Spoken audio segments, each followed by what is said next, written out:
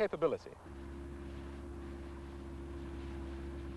Paul Catlin is an ex-traffic policeman who, having spent many years pulling mangled bodies from the wreckage of cars, decided that lives could be saved and indeed a living could be made from teaching people to drive more safely.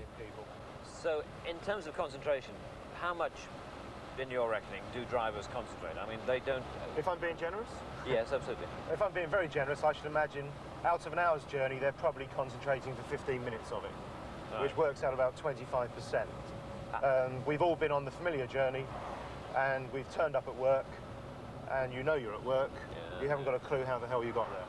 Right, yes, that's true, yeah. And in fact, it's probably Sunday and you realise you shouldn't even be at work. Right. You should have been going to get a paper. So 25%, I think, that represents probably, out of 4 cars coming the other way, 3 of them don't even know you're there.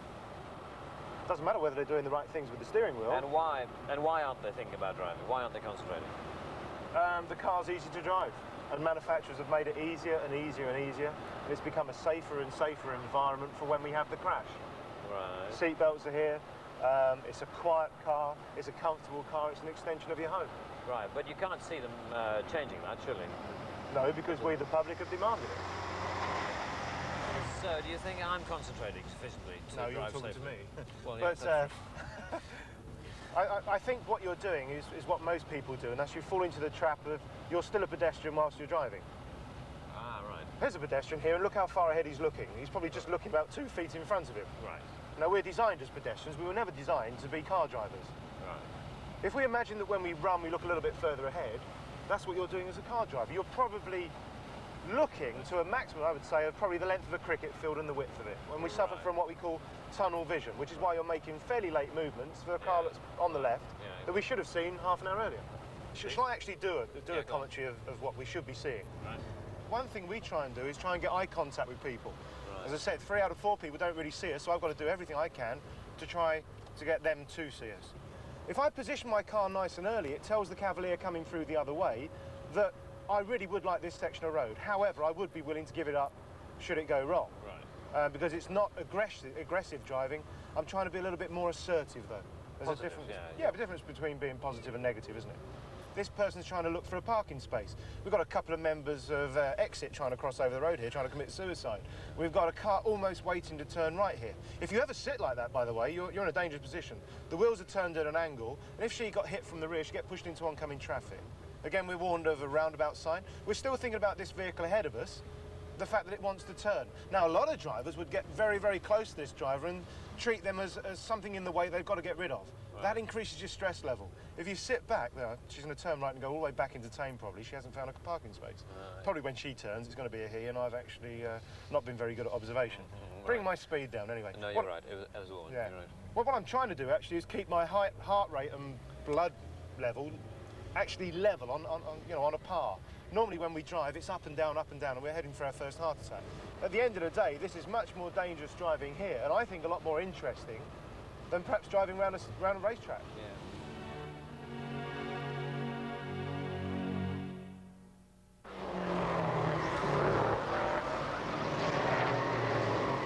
There's no doubt that on a racetrack, you're far more likely to have an accident than on the road.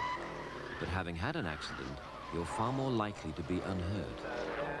You're sitting there strapped in like a fighter pilot, wearing a crash helmet, fireproof overalls, fireproof socks, fireproof underwear, in a car with a big roll cage welded into it, to more than double or triple the strength of its structure.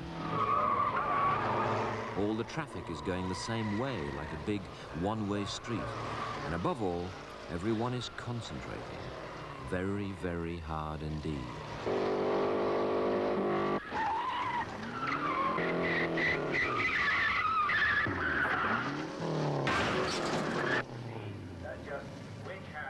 If you do have a spill, there's always an ambulance in sight. You couldn't come off a country road at night and have men dressed in orange running up to you with fire extinguishers. In everyday driving, your car is just as much a lethal weapon, and yet everything conspires to distract you from wielding it safely. Yeah. Peter, hi. Yep. Modern cars are so stiff with home comforts, we often forget that we're not at home. Just hang on a moment, would you? Just hang on. Yep. Well, it should be about 2:30. We put a ridiculous amount of trust in the one gesture that we are forced by law to make to safety, the wearing of a seatbelt. I think most people would agree that certainly in the first couple of years after the introduction of the law making it compulsory, there was a fairly sharp increase in minor collisions, consistent with people feeling so safe they weren't taking so much care. Because they got the seatbelts on, of course, they weren't seriously injured.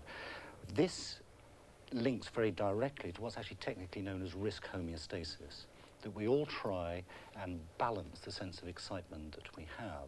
So the more safe you make people feel, they'll act in such a way to bring their sort of experience back up to a level that they feel comfortable with. You mean they'll drive faster? Faster indeed. So if you put somebody in a very big solid car, let's take a Volvo, these kind of rather tank-like objects where you do feel very invulnerable, then as a consequence of that, you're likely to drive them faster, you're likely to pay less attention to the roads than you did before until you're back to square one. The same happens if we make roads straighter and faster because there's no sensation of risk coming from that experience. We compensate by putting that back in. Certainly I know for myself that I get little sensation of risk travelling at 70 miles per hour on a motorway. Indeed, my brain is dead. Surely this is a dangerous state of affairs. You know, when the speed limits were set many, many years ago for motorways, they were set at 70. Yet we have the same speed limits on motorways that we have on our dual carriageways, where you have roundabouts, traffic lights, old ladies crossing the road. So that really doesn't make sense to the average motorist. And that's why we in the police service do advocate a higher speed limit. Cars are now built to go much faster than they were years ago. The roads are much safer. Therefore, we think that the speed limit can be higher. Do you think a lot of people perhaps seek to be chased, to be involved in a pursuit? Yeah, there's some evidence of that, actually. Certainly in the case of car thieves and people who take cars without the consent of the owner, that they actually lurk about waiting to be picked up by a police officer. And we had a very interesting case very recently in Warwickshire where we had a BMW vehicle stolen, and it was being tracked by my Jaguar cars on the motorway, on the M6. And at one time, at 120 miles an hour, the driver put his fingers up through the roof to the cars that were following him, and he actually telephoned his girlfriend in London to say that he was on his way, but unfortunately he was being followed by a couple of police cars, and directly he could shake them off, he would rob them. But we had to take a decision, so we decided on a very rarely used technique of boxing him in. In the initial stages, we used a member of the public as the front man in the box, and he lost his bottle at the last moment, and the BMW temporarily got away. But very quickly we had him boxed in with all police cars on this occasion, and we were able, with the use of skillful police drivers, to stop the thief in his car without any great damage to the vehicles. This chap certainly got his comeuppance and is now serving time at Her Majesty's pleasure. But what brings about this change of character that makes ordinary men and women behave so irresponsibly at the wheel of a motor car? Cars are, in a very real sense, an extension of our bodies. And we treat people who violate the space of our cars just as we would those who violate the space of our bodies. And this territorial component is an important clue to why people behave in such an extreme fashion when they're driving. So, for example, we don't like people coming up close behind us and leaning over our shoulder, just as we don't like cars tailgating us and driving up close behind. But cars are, of course, a great leveler. They equalize in a sense that they allow people to pit themselves against each other, not personally, but through the medium of the car. The traffic lights scenario is a common one. You have someone alongside you, and both parties feel the proximity of the other, feel a slight invasion of their spaces, and are rather keen to get away. The slightest movement in the car next to you can bring a tiny, involuntary movement of your own foot off the brake. And if the other person reacts in a similar way, then suddenly the fight is on.